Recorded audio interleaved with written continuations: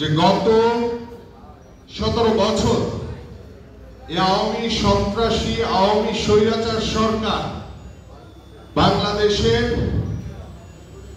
জাতীয়তাবাদী দলের সকল নেতৃবৃন্দ এবং এদেশের সাধারণ মানুষের উপরে যেভাবে জুলুম নির্যাতন নিপীড়ন চালিয়েছে, আপনাদের এই আন্দোলনে আমাদের বহু ভাইরা গুম হয়েছে, বহু ভাইদেরকে হত্যা করা হয়েছে, বহু নেতা কর্মীদেরকে বিভিন্নভাবে হয়রানি করে নির্যাতন করে পঙ্গুত্ব বরণ করতে হয়েছে। আজকে বাংলাদেশ যে 5ই আগস্ট নতুন ভাবে স্বাধীন হয়েছে সেটি এক মাসে হয় নাই, একদিনে হয় নাই।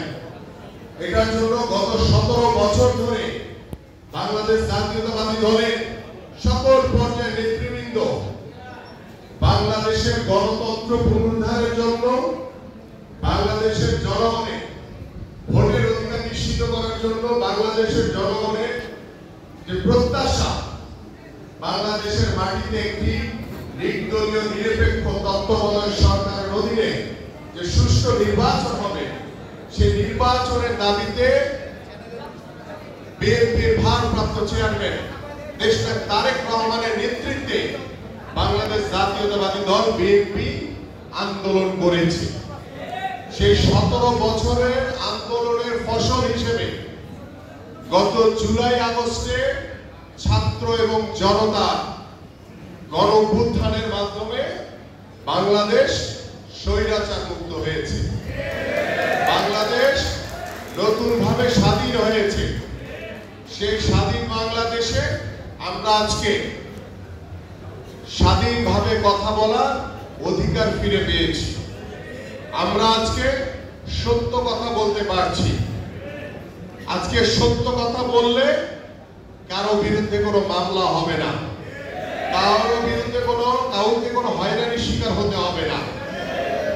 সেটা আপনার গণমাধ্যম বলেন, ইলেকট্রনিক্স মিডিয়া বলেন, প্রিন্ট মিডিয়া বলেন, এবং এদেশের সাধারণ মানুষ যারা রয়েছে প্রত্যেকেই এখন সত্য কথা বলতে পারছে।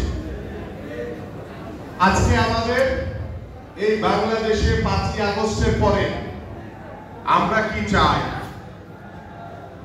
আমাদের বাংলাদেশের ভবিষ্যৎ কি? আমরা চাই যে বাংলাদেশে যাতে আর কোনো স্বৈরাচারের জন্ম না হয়। আমরা কি কেউ বাংলাদেশে আর স্বৈরাচার দেখতে চাই? আমরা কি এই ছাত্রদল তারা ওইখানে দাঁড়ায় কথা শুনো, ওইখানে দাঁড়ায় কথা শুনো। আমরা এই সোহেল দাঁড়ায় কথা শুনো। আমরা বাংলাদেশে চাই যে সুস্থ ধারার রাজনৈতিক পরিবেশ তৈরি হোক, যেখানে কোনো প্রতিহিংসার রাজনীতি থাকবে না, যেখানে কোনো মায়ের বুক খালি হবে না, যেখানে আর কোনো আমার ভাইকে গুম করা হবে না, যেখানে আর কোনো ভাইকে গুলি করে হত্যা করা হবে না, যেখানে আমার কোনো ছাত্র ভাইকে গুলি করে হত্যা করা হবে না। আমরা এই প্রতিহিংসার রাজনীতি বাংলাদেশে আর দেখতে চাই না। সেই জন্য আমাদের কি করণীয় আছে? আপনারা কি সেভাবে কাজ করছেন? এই যে দেখেন কাজ করছেন কিনা সত্য কথা বলতে পারেন না। সমস্যা তো রয়েছে আপনাদের, এই সমস্যার সমাধানের জন্যই কিন্তু আজকের এই আলোচনা। কারণ আমি আবারও বলছি যে গণতন্ত্রের জন্য গত 17 বছর ধরে আপনারা এখানে মঞ্চে বসে আছে সকলেই, প্রত্যেকে মামলা হামলা শিকার হয়েছেন। আপনাদের প্রত্যেকের নামে মামলা হয়েছে, মামলা ছাড়া মনে হয় না এখানে কোনো লোক আছে? আছে কেউ? আপনারা কি চান যে স্বৈরাচার মুক্ত বাংলাদেশেও আবার আপনাদের নামে মামলা হোক, আপনারা নির্যাতনের শিকার হন, জুলুমের শিকার হন? চান না। আপনাদেরকে, সেই করণীয়টা বলার জন্য কিন্তু আমরা এখানে আজকে সমবেত হয়েছি এবং এখানে আপনাদের মহানগর উত্তরে অঙ্গ সংগঠনের দায়িত্বশীল নেতারা উপস্থিত রয়েছেন। আমরা কি চাই? আমরা চাই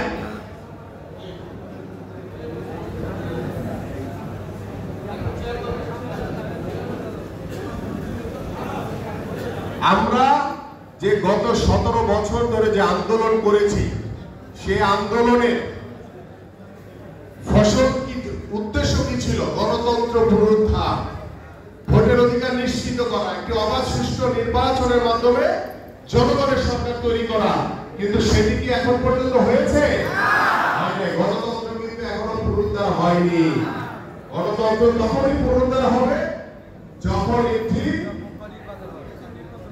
নিরপেক্ষ তত্ত্বাবধায়ক নির্বাচন, যেটা আমরা চেয়েছি, অবাধ সুষ্ঠু নির্বাচনের মাধ্যমে যেখানে জনগণ ভোট দিবে, সেই জনগণের ভোটে একটি জনগণের সরকার প্রতিষ্ঠা হবে এবং সেই জনগণের সরকার বাংলাদেশের জনগণের কথা মতো চলবে। তখনই বাংলাদেশের গণতন্ত্র পরিপূর্ণভাবে প্রতিষ্ঠিত হবে, তাই তো? কিন্তু সেই গণতন্ত্র প্রতিষ্ঠিত হওয়ার জন্য আপনাদের কিন্তু অনেক কাজ রয়েছে। কিন্তু দুর্ভাগ্য, আপনারা কেউ কেউ করছেন, কেউ কেউ বিপথে চলে যাচ্ছেন। বিপথে গেলে শুধু আপনি কিন্তু ক্ষতিগ্রস্ত হবেন না, আমরা সকলে ক্ষতিগ্রস্ত হবে, দল ক্ষতিগ্রস্ত হবে, বাংলাদেশ ক্ষতিগ্রস্ত হবে। আপনারা কিন্তু একটু আগে বলেছেন যে আওয়ামী লীগ যে স্বৈরাচারী সরকার ছিল, আপনারা বলছেন না যে বাংলাদেশে আর কোনো স্বৈরাচার দেখতে চাই না? যদি স্বৈরাচার দেখতে না চান, যদি শান্তিতে এদেশের মানুষকে, আপনার পরিবারকে নিয়ে বসবাস করতে চান, তাহলে আপনাদেরকে আমাদের বিএনপির ভারপ্রাপ্ত চেয়ারম্যান দেশনায়ক তারেক রহমান তিনি বারংবার আপনাদেরকে যে নির্দেশনা দিচ্ছেন, যে কথাগুলি আপনাদেরকে বলছেন, সেই কথাগুলি আপনাদেরকে মেনে চলতে হবে। আমি সহ আমার মহানগরের নেতৃবৃন্দ যারা রয়েছেন, তারা কিন্তু বারংবার তাদের নিজস্ব অঙ্গ সংগঠনকেও কিন্তু একই কথা বলছে। কেউ হয়তোবা শুনছেন, কেউ হয়তোবা শুনছেন না।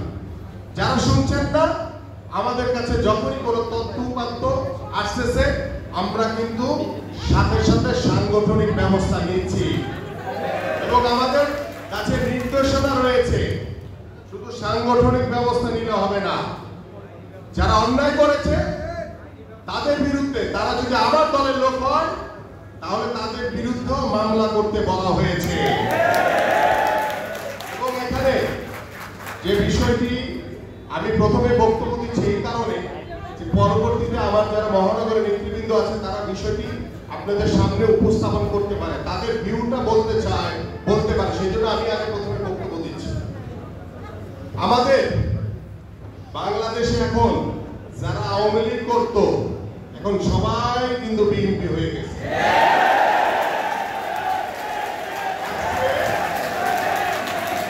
সবাই বিএনপি হয়ে গেছে।